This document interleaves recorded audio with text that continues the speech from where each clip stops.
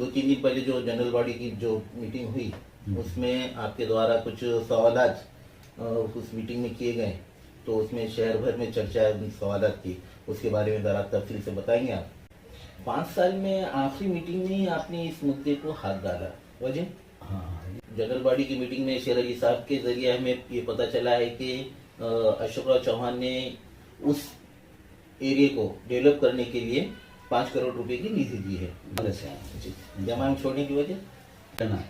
अभी 2019 में उस जगह को कुछ भूमाफियाओं ने उस पे कब्जा करके उसका बनावटी लेआउट तैयार किया और फिर बाद में वो ब्रोकरों के जरिए शहर भर में उसको बेचने के लिए निकाला था।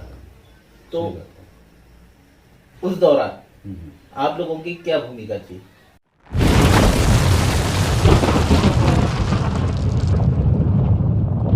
आप ऐसा कौन सा गलत सवाल कर दिया था फारूक हुसैन बदवेल साहब ने जो आप इतने गुस्सा हो गए, इतने उत्तेजित हो गए? तो बुरा लगेगा क्या? आपको लगता है वो सवाल गलत था? आपकी पार्टी के अंदर जो मिसअंडरस्टैंडिंग है जिसकी वजह से एक दूसरे के वार्ड में कौन से विकास काम हो रहे हैं आप लोगों को पता नहीं है। अगर आपके नगर सेवक को ये बात पता होती कि आपके डंपिंग ग्राउंड का जो मसला है उसको आप लोगों ने किस तरीके से हैंडल किया, आप मोस्ट सीनियर है, आपके साथ जो आपके साथ थी वो भी आपसे सीनियर है, आप लोगों का काम है जो आपके जूनियर है उनको आप बताना चाहिए, विकास के कार्य जो आपके वार्ड में हुए वो बताना चाहिए आप लोगों ने। लेकिन जिन लोगों ने बनावटी दस्तावेज तैयार कर उस जगह पर कब्जा किया था, आपने कब्जा हटा दिया, कलेक्टर से मिलकर, कमिश्नर से मिलकर, संबंधित अधिकारियों से मिलकर उन भूमाफियाओं का कब्जा वहां से हटा दिया, ऑन पेपर जो था वो हटा दिया। लेकिन उन्होंने जो बनावटी दस्तावेज तैयार किए थे उसके लिए पुलिस प्रशासन ने उन लोगों पर कानूनी कार्रवाई करनी चाहिए, इसके लिए आप लोगों की तरफ से कुछ हुआ था? अभी सुनने में ये आ रहा है कि उन भूमाफियाओं के साथ कुछ बड़े बड़े पॉलिटिशियन भी जुड़े हुए हैं, क्या ऐसे हैं? इस एरिया में जो भूमाफिया है जी, जो और गरीब लोगों को, मजलूमों को डरा धमका कर उनके प्लॉट्स आधे से भी कम कीमत पर खरीद रहे हैं, उन भूमाफियाओं पर आप लोगों की तो नजर होगी, तो आप लोगों ने कुछ उनके खिलाफ कार्रवाई करने की कोशिश? रहमतुल्लाहि व बरकातहू। साथियों, रूबरू के इस स्पेशल एपिसोड में आप सभी का स्वागत है। आज हमारे खास मेहमान हैं फारूक हुसैन बदवेल साहब, नगर सेवक है और 2-3 दिन पहले ही इन्होंने जनरल बॉडी की मीटिंग में कुछ ऐसे सवालात उठाए थे जिसकी शहर भर में चर्चा चल रही है। तो आइए खुद उन्हीं से रूबरू होते हैं और उनसे जानकारी लेते हैं। अस्सलाम वालेकुम। फारूक साहब, जो 2-3 दिन पहले जो जनरल बॉडी की जो मीटिंग हुई उसमें आपके द्वारा कुछ सवालात उस मीटिंग में किए गए, तो उसमें शहर भर में चर्चा सवालात की, उसके बारे में जरा तफसील से बताएंगे आप। ऐसा कुछ प्लानिंग के साथ कुछ हुआ नहीं। एक जनरल मैंने सवाल पूछा, वही लगभग 10 साल होने को आ गया, वो वहाँ पर डिक्लेयर हुए थे इसमें गार्डन के लिए जगह एक्वायर हुई, सब हुई और सामने भी जो 5 करोड़ का बजट दी, उसके बाद भी कचरा वहाँ से उठा नहीं। और इससे पहले कुछ ज़मीन माफिया ने उसको ज़मीन पे आड़ा खड़ा खोड़ा खड़ी करके ज़मीन कब्जा करने की प्लानिंग थी।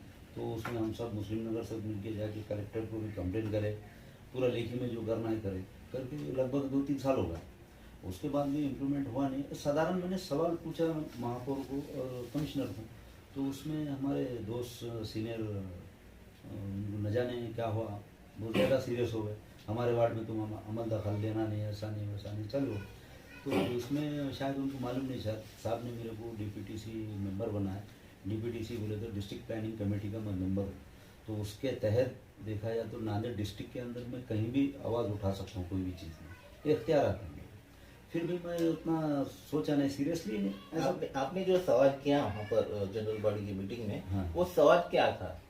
मैंने इतना ही पूछा, भाई गार्डन क्यों नहीं बना, जबकि नांदेड़ के अंदर पुतले बनाए जा रहे हैं, जगह जगह पे गार्डन बन रहे हैं, सर ठीक है डेवलपमेंट कर रहे हैं, अच्छी बात है, तो मुस्लिम एरिया में खास करके क्यों नहीं हो रहा डेवलपमेंट? कौन सा एरिया? जैसा अब ये हैदराबाद से लेके ये पूरा जो बस्ती है, लगभग मैं समझता हूँ 30-35 हज़ार के करीब बस्ती है। तो यहाँ पर गार्डन, एक ग्राउंड भी नहीं है खेलने के लिए, ना गार्डन है। और सुबह का टाइम मैं देखता हूँ जो पांदान रोड पे जाते हैं, तो वहाँ से वॉकिंग को जो लेडीज़ माँ बहन अपने जाते हैं या बुजुर्ग भी जो जाते हैं, तो फुटपाथ के ऊपर गैर ज़रूरी कब्जा होगा लोगों का, जैसा रेती डाल के बेच रहे वहाँ बैठ के, कुछ पानी के टाकियाँ वगैरह रख रहे, यानी बिजनेस बना लिए, कब्जा कर लिए। तो वो लोग फुटपाथ पे चलने की बजाय रोड पे चल रहे, तो उसमें एक्सीडेंट होकर कई जनों का इंतकाल होगा।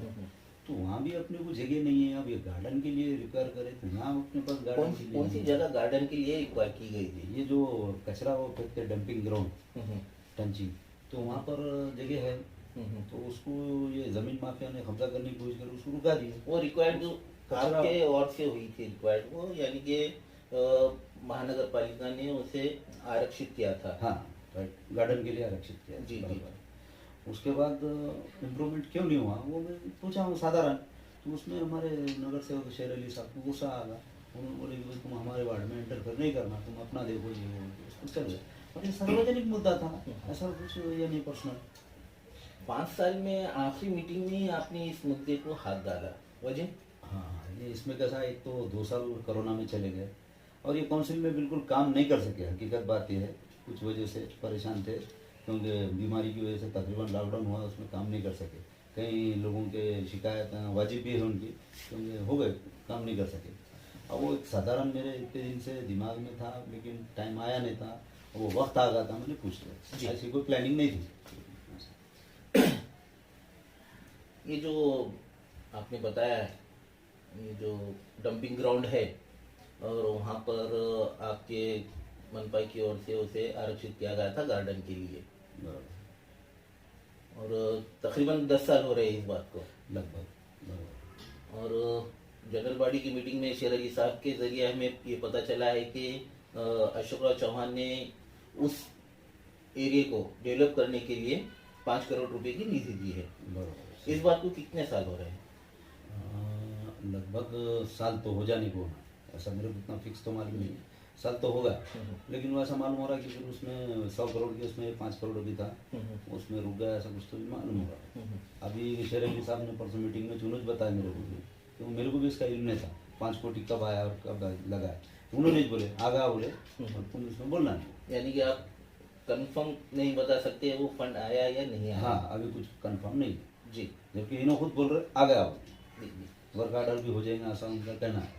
अभी 2019 में उस जगह को कुछ भूमाफियाओं ने उस पे कब्जा करके उसका बनावटी लेआउट तैयार किया और फिर बाद में वो ब्रोकरों के जरिए बराबर। शहर भर में उसको बेचने के लिए निकाला था।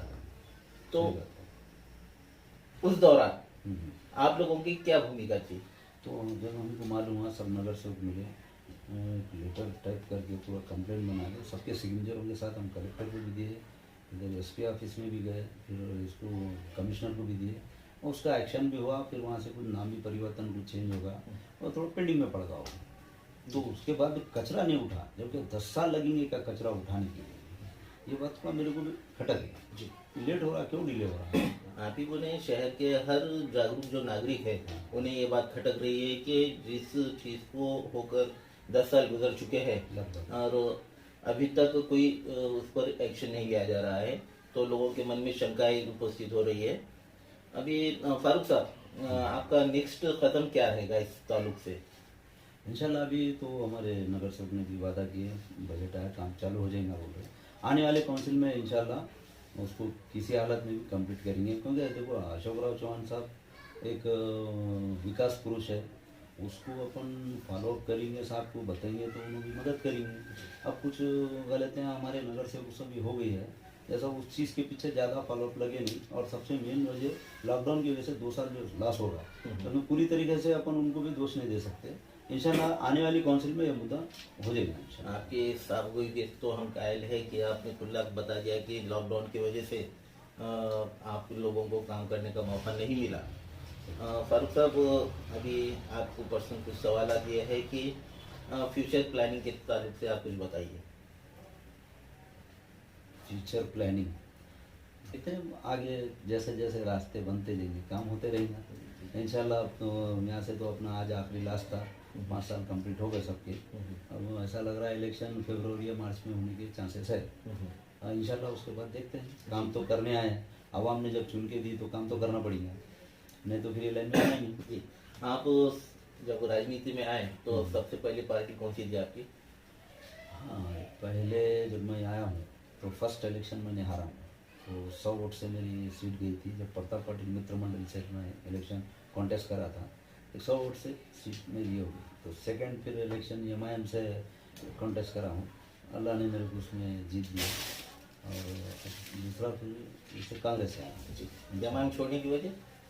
अब तो पूरे नांदेड़ जानता है क्या हुआ क्या नहीं हुआ, अब उस चीज़ को अपन खुलासा करके मतलब नहीं है। ठीक है, जो होगा होगा उसको। फ्यूचर में आप कुछ पार्टी चेंज करने का इरादा तो नहीं आपका? हाँ, ऐसा कुछ नहीं, अल्लाह करम है, क्योंकि कांग्रेस एक स्टेबल पार्टी अच्छी है। क्योंकि ये देखो, विचार का जो प्रभाव है इसमें सब जाति धर्म के लोग के वोट मिलना ज़रूरी है। और एमआईएम बोले तो कैसा हो जाता है, ओनली फॉर मुस्लिम, ऐसा नहीं चलता। हिंदुस्तान में रह रहे अपन, सबको लेके चलना पड़ता है। सबका साथ सबका विकास, ये सही मुद्दा कांग्रेस को फिट होता है और बीजेपी को नहीं होता है। ये थे हमारे फारूक बजवेल साहब, जिन्होंने अभी 2-3 दिन पहले जनरल बॉडी की मीटिंग में इस ऐसे विषय को हाथ में लिया था जो हर एक की उस विषय पर नज़र थी। और मुझे तो लगता है कि इनके सवाल से, उस सवाल से जो भूमाफिया है इस एरिया के, ओल्ड सिटी के, वो तो यकीनन डरे हुए होंगे। तो मिलते हैं अगले नेक्स्ट स्पेशल एपिसोड में उन लोगों से जो हमारे फारूक बजवेल साहब के इन जवाबों का जवाब देंगे।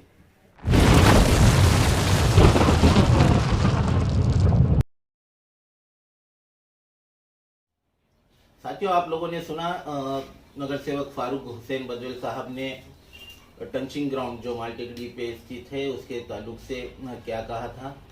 तो अब हम उनके जो जवाबात थे, उन जवाबात को हमने हमारे इस प्रभाग के, मालटेकड़ी रोड के प्रभाग के नगर सेवक जनाब शेर अली साहब को भी दावत दी है कि आपसे रूबरू हो। तो हम फारूक साहब के जो जवाबात थे वो इन्हें बता चुके हैं, दिखा चुके हैं, उन्होंने सुन लिया है। अब उन पर उनका क्या कहना है, आइए जानते हैं खुद उन्हीं से। अस्सलाम वालेकुम। वालेकुम अस्सलाम। सर, अब इस मुद्दे पर आते हैं। आपने देखा कि फारूक हुसैन बजवेल साहब ने जो डंपिंग ग्राउंड है मालटेकड़ी रोड पर, उसके ताल्लुक से जनरल बॉडी की मीटिंग में कुछ सवाल उठाए थे। आप वो सवाल सुनकर इतने उत्तेजित क्यों हो गए थे? देखिए, उत्तेजित होने का मकसद ये था कि अचानक हमारे वार्ड में किसी दूसरे वार्ड के आदमी ने, जो कि 5 साल कभी इससे पहले कभी कोई इश्यूज के ऊपर बात नहीं की, और ये जो इशू है गार्डन का, कभी कोई राइटिंग के अंदर उनके पास कोई लेटर नहीं है, करस्पॉन्डेंस, न किसी आमदार या खासदार से कभी उन्होंने मतलब ये इस ताल्लुक से आवाज़ उठाई थी, न हाउस में आवाज़ उठाई थी। इसके ताल्लुक से मैं और हमारे साथी कारपोरेटर मसूद अहमद खान साहब, हबीब भाई और बाबू भाई, हम तमाम की टीम ने अशोक चौहान साहब से लेटर राइटिंग करस्पॉन्डेंस किया। कोरोना पीरियड में भी हमने, जब लेटर दिए नहीं जा सकते थे तो ऑनलाइन हमने उनके मतलब डाला व्हाट्सएप पे, उसका जवाब उन्होंने व्हाट्सएप पे कमिश्नर को भेजकर इस ताल्लुक से कार्रवाई करने को कहा। लेकिन आप सभी जानते हैं कि 2 साल कॉरपोरेशन के ऊपर हमारी हुकूमत मेजॉरिटी के साथ थी, लेकिन स्टेट्स के अंदर बीजेपी की हुकूमत थी, जिसकी वजह से 1 रुपया भी यहाँ पर कॉरपोरेशन को मतलब बड़े काम करने के लिए उपलब्ध नहीं हो सका, ये आप अच्छी तरह जानते हैं। उसी के साथ साथ 2 साल कोरोना में चले गए, तो 2 साल कोरोना के अंदर 70% जो बजट होता है, डीपीटीसी का हो चाहे वो स्टेट गवर्नमेंट का हो, वो तमाम का तमाम बजट उन्होंने कर्टेल कर दिया। कर्टेल करने के बाद कि 30% जो बजट था वो सिर्फ और सिर्फ हेल्थ के ऊपर खर्च करना, इस तरह का उसमें गाइडलाइन थी। तो आप मतलब इससे खुला जाहिर है, मतलब जाहिर हो जाता है कि कोई डेवलपमेंट दूसरा कोई नहीं किया जा सकता। फिर भी अशोक चौहान साहब की काविशों से, डीपी सावंत साहब, अमर राजूकर, हमारे जो नेता है अंबेडे साहब, जो सभी लोगों की, और हमारे क़यादत जो अशोक चौहान साहब कर रहे हैं, जिनका विज़न बहुत बड़ा है, न सिर्फ नांदेड़ के हद तक बल्कि मराठवाड़ा और पूरे मतलब महाराष्ट्र के हद तक। उनके वालिद मोहतरम ने भी नांदेड़ को पानी के ताल्लुक से और मराठवाड़े में हरित क्रांति लाने के लिए उन्होंने काम किया, डैम बनाए, डैम की वजह से आज हमको पीने का पानी मैसर हो रहा है। बाजू अजला में जैसे लातूर वगैरह में देख लो, थोड़ा समय बोलते हैं। सर अभी अभी अभी अपना मेन फोकस है डंपिंग ग्राउंड के बता रहा हूँ, ताल्लुक से, वही बता रहा हूँ। आप ऐसा कौन सा गलत सवाल कर दिया था फारूक हुसैन बदवेल साहब ने कि जो आप इतने गुस्सा हो गए, इतने उत्तेजित हो गए? ये उनके वार्ड में भी ओपन स्पेसेस है जी उनके वार्ड में भी कई इश्यूज है। जी वो उन इश्यूज को न खंगालते हुए, उन इश्यूज को सॉल्व न करते हुए किसी दूसरे वार्ड के अंदर जहाँ पे सब कुछ हो चुका है उसके ऊपर अगर कोई क्वेश्चन कर रहे हैं तो लाजमी है कि मेहनत करने वाले को बुरा लगेगा। क्या आपको लगता है वो सवाल गलत था?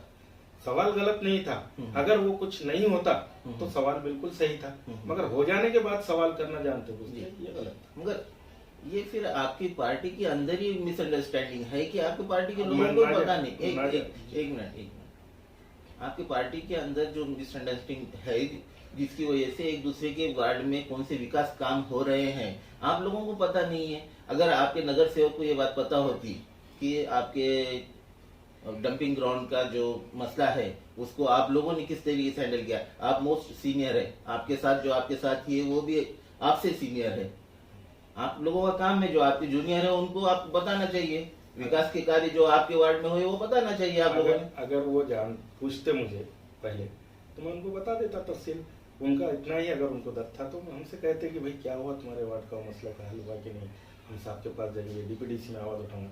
मैं इनसे ये पूछना चाहता हूँ जैसे कि उन्होंने कहा कि डीपीडीसी के मैं मेंबर हूँ, मुझे सवाल करने का इख्तियार है, तो मैं इनसे ये पूछना चाहता हूँ कि वो मिनट्स बताए डीपीडीसी के जिसके अंदर इन्होंने कभी उसको निधि देने के ताल्लुक से एक पर सवाल किया नहीं किया है। ये सिर्फ अब मैं इसके आगे कहना नहीं चाहूंगा। और जैसे आप बता रहे हैं कि मालूमात देने का, मैं मेरी को अवाम ने मुझे मेरे वार्ड के हद तक चुन के दिया है, मेरे वार्ड के डेवलपमेंट में मुझे फोकस करना चाहिए, चाहे मैं हो चाहे और कोई हो। अगर कोई बड़ा इश्यूज आता है, कॉमन इश्यूज आता है तो सभी ने उस पर मतलब कोशिश करनी चाहिए। जैसे कि हम देवलो नाके का फ्लाईओवर ब्रिज का है मसला, वो सिर्फ एक वार्ड का नहीं था, तो मसूद भाई, सत्तार भाई, मैं, अब्दुल शमीम अब्दुल्ला, रशीद भाई, हम तमाम कारपोरेटर्स ने जाकर अशोक चौहान से मतलब नुमाइंदगी की और उसका नतीजा ये हुआ 1 से 2 बार का इसमें बैंक का मिनिस्टर के होने के नाते उन्होंने समृद्धि में उसको शामिल करके वो काम कर दिया। ठीक है, ये बढ़िया काम है कि बड़े मसलों पर आप सब जन एकजुट होकर काम करते हैं। लेकिन 2019 में जब ये डंपिंग ग्राउंड का मसला मंजर आम पर आया, कुछ लोग जो भूमाफिया इस एरिया के वो लोगों ने बनावटी लेआउट तैयार करके एजेंटों के जरिए वो शहर भर में उसे बेचने के लिए निकाले। जब आप लोगों को पता चला, ये फारूक हुसैन बदवेल साहब ने कहा है कि जब हम नगर सेवकों को पता चला, मुस्लिम नगर सेवकों को पता चला, तो आप लोग जो भी प्रभाग है, जो भी विभाग है, उनके पास आपने नुमाइंदगी की और उस काम में रुकावटें पहले आप लोगों ने की कि रुकावट यानी कि भूमाफिया का जो मंसूबा था उसे आपने खत्म किया। यह ऐसा खुद फारूक बदवेल साहब का कहना है। जब आपके साथ वो शामिल थे इस मसले पर, तो आगे जो हुई उसके ताल्लुक से आपने उन्हें बताना चाहिए था, ये कहना चाह रहा हूँ मैं। बिल्कुल गलत बात कही उन्होंने, कहीं हमारे साथ कोई नुमाइंदगी नहीं की।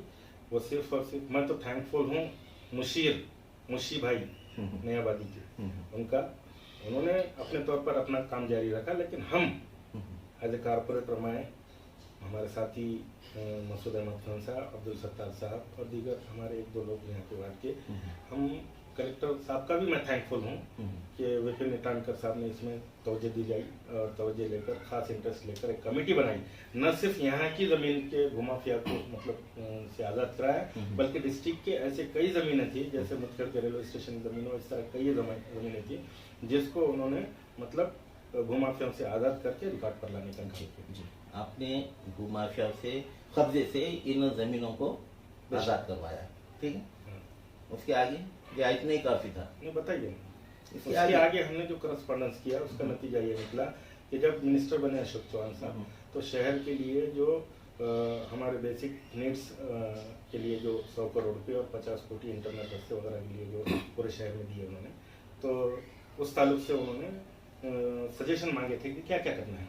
तो हमने अपने वार्ड के अंदर मुख्य रास्ते जो हाटमिक्स वगैरह होने वाले, हाटमिक्स रास्ते भी हो रहे हैं, सीसी रोड भी हो रहे हैं, कई जैसे बिलाल नगर में सीसी रोड हो रहा है, गाड़ीगांव रोड पे हम सीसी रोड किया है, ईदगाह में सीसी रोड किया है, मुख्य फंक्शन हॉल पर सीसी रोड किया है, नाले वगैरह पानी की निकासी का इस तरह काम चालू है, जिसमें एक अच्छा काम हमने ये सजेस्ट किया था कि यहाँ का गार्डन करने के लिए और प्ले ग्राउंड करने के ठीक लिए है 5 ठीक एकड़ है, जमीन आपने है। आपने तो सुनिए, विकास के लिए उस जमीन की विकास के लिए आपने आपके निधि जो- मांग की, ठीक है, सजेस्ट किया कि वहाँ लेकिन पर लेकिन लेकिन हम्म, जिन लोगों ने बनावटी दस्तावेज तैयार कर जी उस जगह पर कब्जा किया था, जी। आपने कब्जा हटा दिया, कलेक्टर से मिलकर, कमिश्नर से मिलकर, संबंधित अधिकारियों से मिलकर उन भूमाफियाओं का कब्जा वहां से हटा दिया, कब्जा ठीक पेपर है, ऑन पेपर। ऑन पेपर जो था वो हटा दिया। लेकिन उन्होंने जो बनावटी दस्तावेज तैयार किए थे उसके लिए पुलिस प्रशासन ने उन लोगों पर कानूनी कार्रवाई करनी चाहिए, इसके लिए आप लोगों की तरफ से कुछ हुआ उस था? ताल्लुक से भी हमने करस्पॉन्डेंस किया, लेटर राइटिंग की, लेकिन वो आगे हाई कोर्ट में पहुंचा हुआ है, हाई कोर्ट में केस पेंडिंग है, और वो उसके हाई कोर्ट के अंदर भी इंशाल्लाह हमारे और मुशीर भाई वगैरह जो लोग लगे हुए हैं, हम भी लगे हुए हैं, अगर वो उसके अंदर हाई कोर्ट में जजमेंट तो आना ही आना है। उसके अंदर मैंने एप्लीकेशन किया था पूरी कमेटी की रिपोर्ट से, उसके ऊपर उसको सजा होगी इंशाल्लाह वो मुझे खाएगा। जी, अभी सुनने में ये आ रहा है कि उन भूमाफियों के साथ कुछ बड़े बड़े पॉलिटिशियन भी जुड़े हुए हैं, क्या ये सही है? गलत बात है। ये भूमाफिया का न सिर्फ यहाँ से बल्कि पूरे नांदेड़ डिस्ट्रिक्ट में वो ऐसी मतलब डुप्लीकेट कागज तैयार करके ऐसे काम करने की कोशिश करता है, हमेशा फेल रहता है। जी, अभी आपका जो प्रभाग है ये, इस प्रभाग में मुझे कंप्लीट नहीं करने दिया गया। जी जी जी, अभी अभी आप कंप्लीट कीजिए, आप कंप्लीट कीजिए, आपको वक्त है, आप कंप्लीट कीजिए। मगर अभी एक सवाल जो है मेरे मन में वो जारी रखता हूँ, ये कि इस एरिया में जो भूमाफिया है, जी जो और गरीब लोगों को, मजलूमों को डरा धमका कर उनके प्लॉट्स आधे से भी कम कीमत पर खरीद रहे हैं, उन भूमाफियों पर आप लोगों की तो नजर होगी। जैसा हम आम शहरी है, हम आम नागरिक है, हमारी नजरें तो है, लेकिन आप जो यहाँ के प्रतिष्ठित नागरिक भी है, नगर सेवक है, आप सीनियर मोस्ट नेता है इस एरिया के, तो आप लोगों ने कुछ उनके खिलाफ कार्रवाई करने की कोशिश की है? वैसे लोग मुझ तक आज तक नहीं पहुंच पाए, जिन लोगों की आप बात कर रहे हैं कि किसी के प्लाट से कर गए हैं, ऐसे गए हैं। अगर वो जाते हैं, उनके पास लीगल डॉक्यूमेंट्स होते हैं, तो लीगल डॉक्यूमेंट्स की बुनियाद पर उनको कंप्लेन करना चाहिए, हम उनका साथ देंगे जी इंशाल्लाह। जी जी, ठीक है, अब आप कंप्लीट कीजिए आपकी बात। देखिए, जैसे मैं आप कह रहे थे कि आपने क्या किया, तो हमने वो करस्पॉन्डेंस किया और उसके बिना पर 5 करोड़ रुपये साहब ने इस एरिया के मतलब जो डंपिंग ग्राउंड है वहाँ से कचरे को बाय माइनिंग के तहत कल्चर कर न सिर्फ डायरेक्ट ऐसा उठाकर फेंका नहीं जा सकता, क्योंकि पोल्यूशन बोर्ड इसके ऊपर कार्रवाई करता है अगर डायरेक्ट फेंके तो। इसको मतलब एनालिसिस करके पूरा छान कर मशीन के जरिए पत्थर प्लास्टिक वगैरह अलग कर कर उसके ऊपर केमिकल डालकर बैक्टीरिया के जरिए गलाया जाता है। वो मट्टी उट्टी गलने के बाद फिर ये ग्राउंड मतलब यहाँ से साफ हो जाएगा, तभी जाकर वहाँ पे कोई पौधा या कोई गार्डन की कोई मतलब चीज वहाँ पर लग सकेगी, वरना पूरी जल जाएगी। अगर लगाते भी है आज इसके ऊपर तो वहाँ पे उग नहीं पाएगा। आपने आपके बाइक में तो कहा ये था, ज्यादा से ज्यादा 3-4 महीने के अरसे के अंदर कचरे का निकासी का काम हो जाएगा इंशाल्लाह। आपने एक न्यूज़ चैनल को बाइट देते हुए ये कहा था कि गार्डन के अलावा भी आपका कुछ अलग प्लान है उस जगह को लेकर। बेशक है, यहाँ पर सबका प्लान ऐसा है कि यहाँ पर स्पोर्ट्स कॉम्प्लेक्स मतलब स्पोर्ट्स डेवलपमेंट के लिए बच्चों में ये हो, इसके ताल्लुक से उनके जहन के अंदर है ज़्यादा वो फोकस स्पोर्ट्स के ताल्लुक से कर रहे हैं। तो हमारी ये कोशिश है कि कुछ हिस्सा उसमें गार्डन और कुछ हिस्सा स्पोर्ट्स के लिए और तालीमी एजुकेशन पर्पज़ के लिए रखा जाए। 5 एकड़ ज़मीन है। उसी तरह अभी 100 कोटी के अंदर और एक आपकी थोड़ा सी मंजूर कराना चाहूँगा और लोगों को यहाँ के बताना चाहूँगा शहरवासियों के लिए कि हमने यहाँ पर टाकी के अंदर ओपन जिम अभी हमने फिट किए हैं। इंशाल्लाह वो उसकी कंक्रीटिंग होकर वो भी उपलब्ध हो जाएगा। और 100 कोटी के अंदर हमने नेट प्रैक्टिस क्रिकेट और फुटबॉल की, इसके लिए ग्राउंड बनाकर उसकी कंपाउंड वगैरह करके यहाँ के बच्चों को क्रिकेट और फुटबॉल के अंदर नेट प्रैक्टिस की सुविधा स्टेडियम न जाते हुए यहाँ पर हो, इसके लिए हमने किए हैं। उसका भी टेंडर हुआ है और वो भी काम चालू है माशाल्लाह। अभी कल स्टैंडिंग कमेटी के चेयरमैन जो अपने कार्यकाल समाप्त होने के ऊपर वो अपने प्रभाग में जो विकास कार्य किए हैं उनके ताल्लुक से कुछ कह रहे थे, तो एक बात उनके द्वारा की गई वो आपके नज़र में लाना चाहता हूँ। उन्होंने कहा था कि करीब 3 करोड़ रुपए सिर्फ और सिर्फ स्केटिंग के लिए जो है उसके लिए साहब ने उन्हें दी है राशि। और यहाँ पर 9 एकड़ जो जमीन है यहाँ पर आरक्षित 9 एकड़ माल डिग्री पर, उसके लिए सिर्फ 5 करोड़। अभी मैं बताना चाहूँगा, वही बता रहा हूँ आपको, ये एक प्रोसेस है। जब तक ये कचरा नहीं हटेगा आगे का मसले का तो फंडिंग का कोई मसला नहीं होगा। ये कचरा हटने के बाद उसको जो कुछ भी रिक्वायरमेंट होगी उसका एक डीपीआर हमारे पास तैयार है। 7 करोड़ का गार्डन का डीपीआर हमने हमारे महापौर मैडम के हाथों, हमारे साथी कॉर्पोरेटरों को ये इसकी इल्म नहीं है, सब मालूमात है, दिए हुए हैं, लेकिन वो भूल गए, शायद उनकी याददाश्त कमज़ोर है। यहाँ पर जो उर्दू घर के अंदर हमारे मिनिस्टर आए थे उस वक्त एक डीपीआर महापौर मैडम के हाथों हमारी नुमाइंदगी की वजह से अशोक चौहान साहब ने तैयार करके मिनिस्टर हमारे माइनॉरिटी अफेयर्स के उनको दिया था। अब वो गवर्नमेंट चली गई है, इंशाल्लाह गवर्नमेंट जाए या ना जाए, रहती भी है, ये कचरा हटने के बाद हम डीपीडीसी में से हो या और कोई फंडों में से हो उसको लाकर हम वो काम करने की कोशिश करेंगे, इंशाल्लाह कंप्लीट करेंगे। जी। तो ये थे डंपिंग ग्राउंड के ताल्लुक से सवालात। कुछ पर्सनल सवालात जनाब शेर अली साहब से करना चाहूँगा। सर 5 साल तो आपके कंप्लीट हो चुके हैं। इन 5 सालों की जो उपलब्धियां हैं आपकी इस प्रभाग को लेकर आप जरा बताएंगे? बिल्कुल बताऊंगा इंशाल्लाह। देखिए, थोड़ा समय पहले आपने जो कुछ एक कमेंट्स किया था कि आप लोग आज़ाद हो चुके हैं जी, मैं माफ़ी के साथ आपसे मैं माफ़ी चाहते हुए कहूँगा कि सियासी आदमी और सोशल वर्कर जी कभी आज़ाद नहीं होता। बेशक। उसके दिल में लोगों के लिए तड़प रहती है, चाहे लोग माने या ना माने, उसका रब उसको जानता है उसके दिल का हाल, और वो हमेशा कोशिश होता है कि लोगों की मसाइल को हल करे।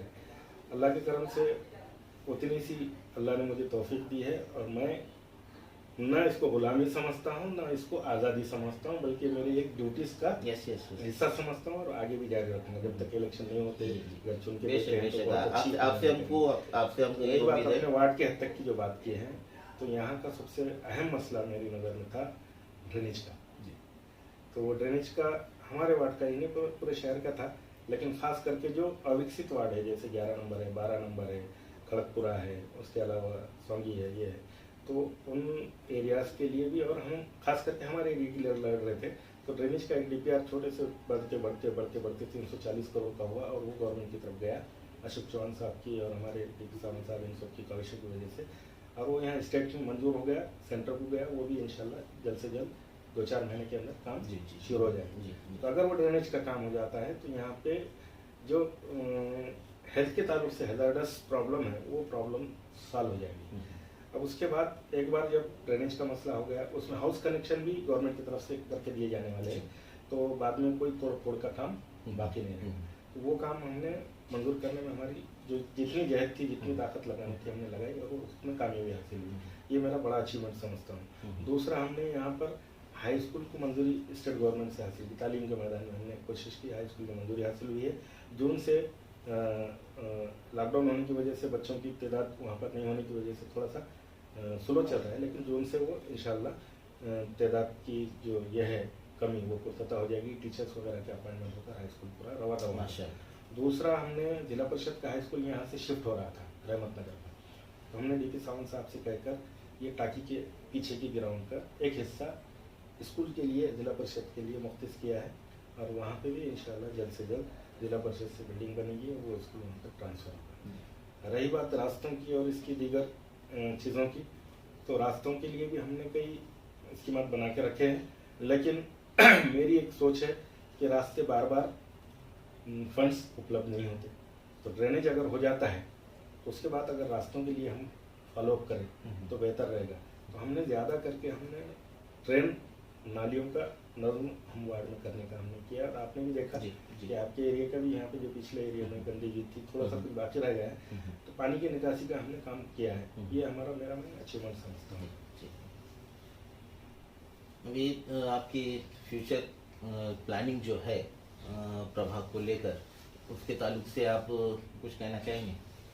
फ्यूचर प्लानिंग ये है मेरी कि वार्ड के अंदर रास्तों का तो नज़्म इंशाल्लाह होगा, उसी के साथ साथ हॉस्पिटल जो हमारा हैदराबाद, मैं भूल गया था कि हैदराबाद का अचीवमेंट भी हमारा हेल्थ के ताल्लुक से अचीवमेंट है। आईपीडी किसी वार्ड के अंदर आईपीडी नहीं, हमने यहाँ पर 30 बेड का आईपीडी लाया।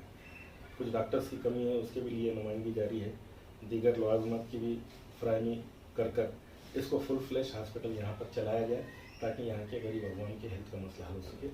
दूसरा अहम मसला, हम लेडीज़ के हॉस्टल्स के लिए जो शहर से पूरे गांव से बच्चियां पढ़ने को आती है तो या आ नहीं रही है, हॉस्टल की सुविधा नहीं होने की वजह से है, लेकिन वो यूनिवर्सिटी में उस तरफ बाहर होने की वजह से तकलीफ है, तो अपने एरिया के अंदर एक लेडीज़ हॉस्टल्स और बैडमिंटन हॉल जी इस तरह का बनाने का मैं और हमारे साथी मसूद अहमद खान साहब और दीगर हमारे कारपोरेटर्स कोशिश कर रहे हैं। इंशाल्लाह वो भी हम अगली काउंसिल के अंदर अगर हमें मौका मिलता है जी, अवाम हमें मतलब ये इंशाल्लाह मौका देती है आपके तो आपके जो इंशाल्लाह वो कार्य पूरा है, आपके जो काम है और आपकी जो सलाहियतें हैं वो प्रभाग और वार्ड के लोगों को बेहतर तरीके से पता है। दूसरा सबसे बड़ा इशू है वो हमारे वार्ड का नहीं है बल्कि पूरे शहर का है। पानी हमारे पास फुल है, डैम के अंदर पानी है, लेकिन डिस्ट्रीब्यूशन सिस्टम गलत होने की वजह से हमको 2-2, 3-3 दिन के गैप से पानी मिल रहा है, जिसकी वजह से शहर वासियों को तकलीफ हो रही है। न सिर्फ हमारे एरिया में बल्कि तरोड़े में, इस तरफ पीरबुरान में कभी कभी 2-2 बजे पानी आता है।